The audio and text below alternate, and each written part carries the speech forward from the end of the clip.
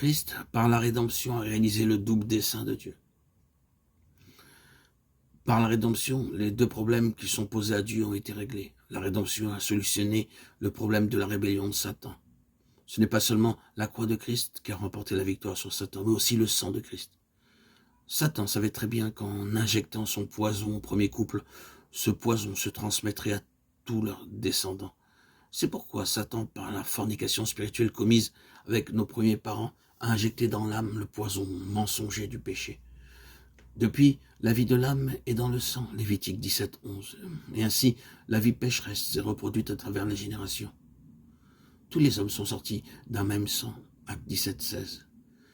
Le poison du péché injecté dans le premier couple s'est répandu dans notre vie par le sang. Le sang de Christ ne contient pas de poison. Il est le précieux sang incorruptible. Sur la croix, il a porté les péchés de beaucoup et a répandu tout son sang jusqu'à la mort. Quand Christ a été ressuscité d'entre les morts, il n'avait pas de sang. Après la résurrection, il avait des os et de la chair, mais pas de sang, parce qu'il a livré son âme à la mort. Ésaïe 53, 12. En Christ, notre sang a déjà été versé. Satan, par conséquent, n'a plus de base pour opérer dans nos vies. Le sang de Christ a détruit et réduit à néant Satan et tout ce qui est sien. Par la rédemption, Christ régla aussi le problème du péché de l'homme.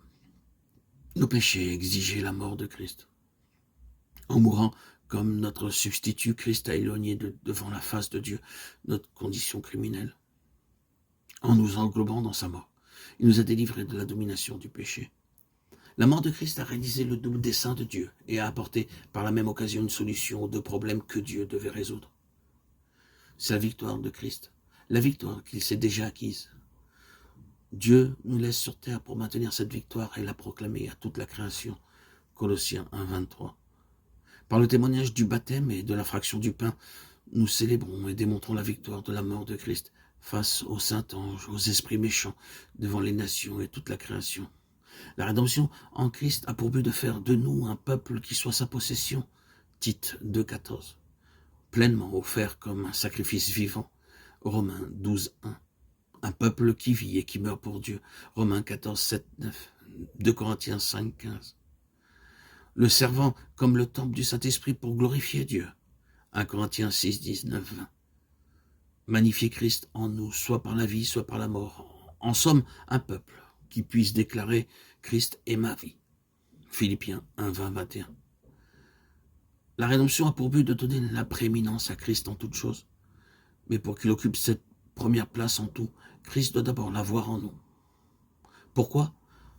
Parce que nous sommes les prémices de toute la création.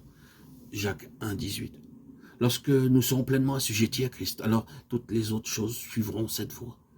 L'œuvre de la croix dans nos vies permet à Dieu de réaliser ce dessein en nous. Elle augmente à nos yeux la valeur de Christ, tandis que nous diminuons. Elle cherche à établir Christ à la première place. Dieu utilise la croix, les circonstances pour creuser profondément dans nos vies, pour nous amener à mieux connaître Christ, à être remplis par lui, afin qu'il ait la prééminence en nous. Par la rédemption, Christ a réalisé le plan de Dieu conçu avant la fondation du monde, dont la pensée centrale était de donner à Christ la première place en toutes choses. Combien nous avons besoin de nous détourner de nos gains ou de nos pertes pour fixer nos yeux intérieurs sur la parfaite volonté de Dieu, qui consiste à donner à Christ la prééminence. En voyant le Messie, la Samaritaine a oublié sa cruche. De même, lorsque nous voyons Christ, nous renonçons à toute chose.